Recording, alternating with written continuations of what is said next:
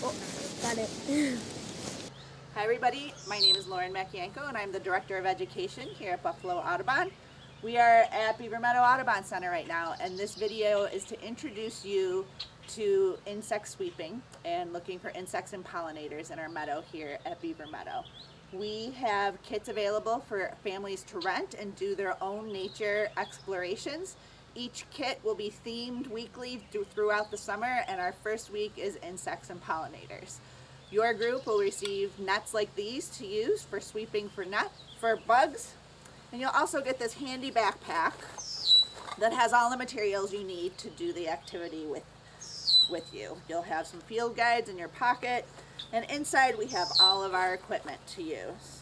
For this particular program, we'll provide you with a really nice white sheet to look at insects once you catch them. We also have some great viewers to use. We have a little bug magnifier with a magnifier on the top. We also have these really cool ones where you can see bugs from below or above. And we have tiny ones for those little guys to look at as well. Your kit will also have a special gift for you to take home. I'm not going to show you what it is, but you'll find out when you rent the kit. Okay, so I'm going to teach you how to use our insect sweeping nets. A lot of people might be tempted to just like run around and try and get stuff in the air. That is not the way to use an insect net. We want to take the net and we're just going to gently sweep through the grasses of the meadow. You want to go back and forth, up and down the line, gently. If you happen to see something, you can grab your net like this and kind of cinch it at the top so that anything in the net is viewable to you and cannot escape.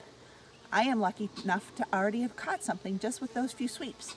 So what we're going to do is we're going to take it over to our sheet and show you how to put it into an insect box. Okay, so now I have my net and I'm over at my white sheet. I've got my bug box handy with the lid so that I'll be able to capture anything that comes out of the sheet.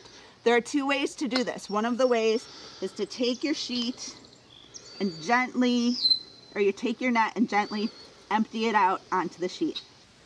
So we've emptied out the net and we have, ooh, he's a jumper. We have one little guy here and he's going to be kind of hard to catch, so we might want to just view his activity and think about what his adaptations might be to help him survive in his environment. Okay, in my net I know that there's something flying around. If I open the net, it's just going to fly away. So what I want to do, and this usually works well with a partner, I only have me and Tom here today because we're actually filming this together. So what I'm going to do is I'm going to gently open my net and see where my flying insect is. I'll take my bug box and kind of get him trapped between the net and the bug box. Once I have that done, which I think I do, I'm just going to slide that top right over the top and keep him inside my bug box. Okay, so I have my flying insect in here and I can look at him from above or from the side, and maybe you can see who he is too.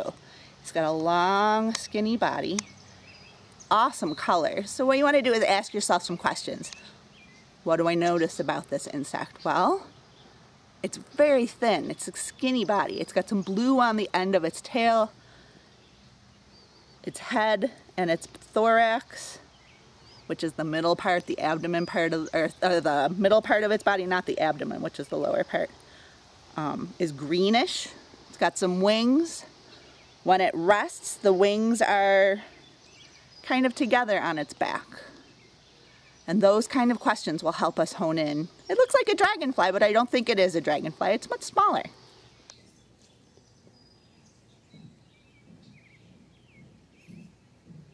So I found my handy Peterson's First Guide to Insects, and right in the front here is a really nice little guide that shows you kind of body shapes of different types of insects and how to key in to identify what we caught.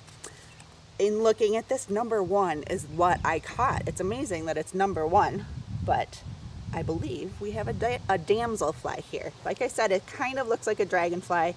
Its body is thinner, it rests with its wings in a different way. So I would go to my in my guide and look for the damselflies. Here we have them here, and that would help us kind of look at it, look at the different things. We have a spread-winged damselfly and go from there and identifying specifically what species it is.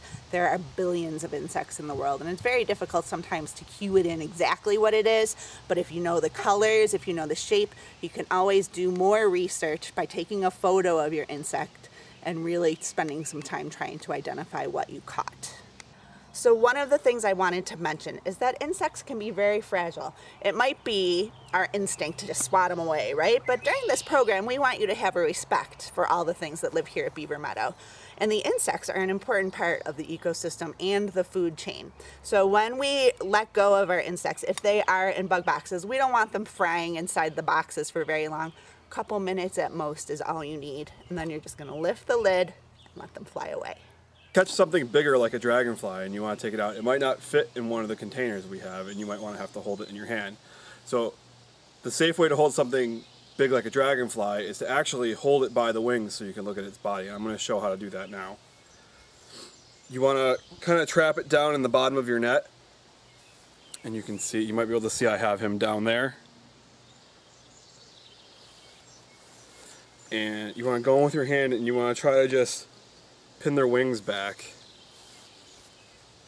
gently. Their wings are fragile, but they might be sturdier than you think.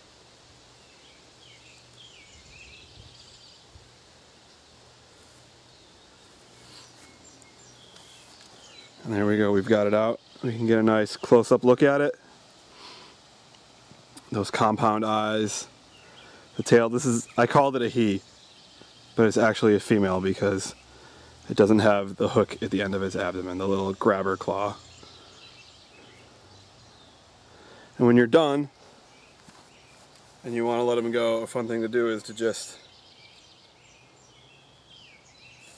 put them on your finger, and when they're ready, they'll fly away. Once you've completed your activities and you've looked at all the insects that you want to, we'd appreciate it if you would empty your nets, and the easy way to do that is just turn it inside out and shake it over in the meadow. The other thing you want to do is just make sure there are no insects in your bug boxes. Shake off the sheet and put it back in the backpack. Put all of the stuff back in the backpack and return it after your time is finished. We're not really holding you to a specific time frame so much as a few hours, whatever works. We will have a map for you to show you places you can go to look for more insects in the preserve as well. We hope that you had a really great time. We guarantee that we'll have everything cleaned and ready for the next group. We will take good care in making sure that everyone's safe with our cleaning processes. We won't be lending anything out until it's been thoroughly cleaned. If you have any questions, you can always call the visitor center and let us know what they are. Thanks.